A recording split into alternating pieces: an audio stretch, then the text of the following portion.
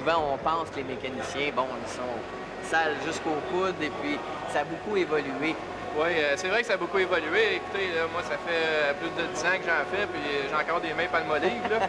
Aujourd'hui, à cause de l'électronique, l'électricité, le diagnostic, c'est beaucoup plus propre. Les véhicules qu'on travaille, là, comme par exemple un Cadillac, il y a beaucoup d'électronique, ces choses-là.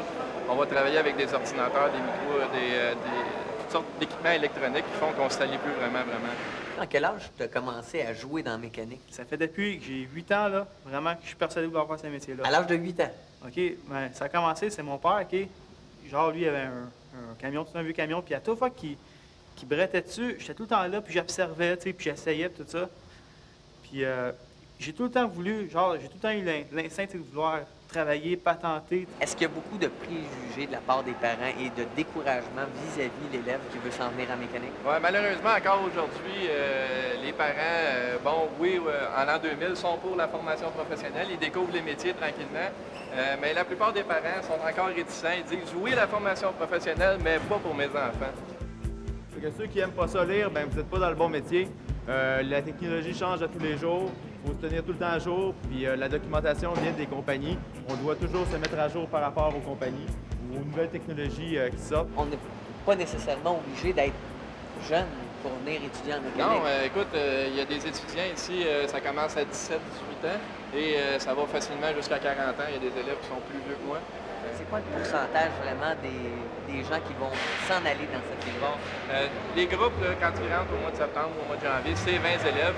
Et puis, sur ces élèves-là, on a toujours des contacts après, une fois qu'ils ont terminé leur cours, quand ils reviennent, tout ça. On voit qu'il y en a environ 4 ou 5 qui travaillent dans le métier directement. Des mécaniciens, pas plus que 4-5. Les autres vont faire d'autres métiers connexes. C'est le vente de pièces au comptoir, jeu leveau, installation de radio, ces choses-là. Ça peut être là-dedans, mais pas plus que 4 ou 5 directement en mécanique automobile. Quelqu'un qui vient étudier ici va être en mesure de pouvoir se trouver un travail assez facilement? Si la personne a réussi ses cours, puis a les aptitudes, puis il veut travailler, oui, il y en a du travail dans l'industrie pour un mécanicien. On dit mécanicien, mais en fond, on est des techniciens, nous autres, là, les mécaniciens. Là. Effectivement, à l'école, on est très équipés. On est plus équipés que n'importe quel concessionnaire automobile. Là. On a plus d'équipements que d'autres, c'est définitif. On est aussi commandité par Honda. Honda nous envoie certains véhicules. GM nous envoie énormément de véhicules. GM nous fournit énormément en pièces, nous soutient au niveau des professeurs et au niveau de la formation. Ils sont super bien équipés. Vraiment, je suis impressionné. Le plus beau défi que tu aurais à relever en termes de mécanique, pour toi, là, le summum, ça serait quoi? Remonter une vieille voiture, je pense que ce serait vraiment un maudit beau défi. Tu sais, genre, t'arrives avec une vieille Mustang Shelby, là, tu sais, vraiment, plus en état de marche, là, puis tu remontes le moteur, là, tu fais ça le soir chez vous, là, à temps perdu. Ah. Un jour, c'est ça, certain, j'en fais une. Ça, c'est sûr, certain, là, je vais me promener avec une... Ah.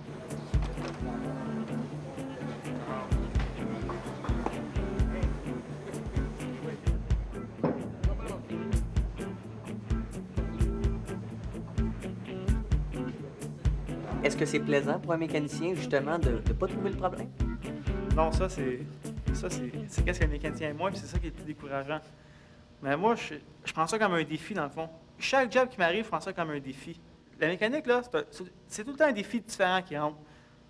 Une journée, là, tu as un moteur qui va rentrer, c'est un défi de trouver le problème du moteur. Ah, ben mon moteur, il claque à 2200 tours. Il faut que tu trouves le pourquoi qui fait ça. Ça, c'est pas tout le temps évident. Il y a des mécaniciens qui vont dire, OK, tiens, je vais enlever le moteur, je vais en mettre un autre. Moi, je vais peut-être comme ça. Il faudrait inviter les parents ici. Lorsqu'on voit tout l'équipement, là, vraiment, ils comprendraient que... Oui, quand les parents viennent, puis ils voient l'équipement, ils voient les efforts qui sont mis là-dedans, ils voient l'argent aussi qui est impliqué.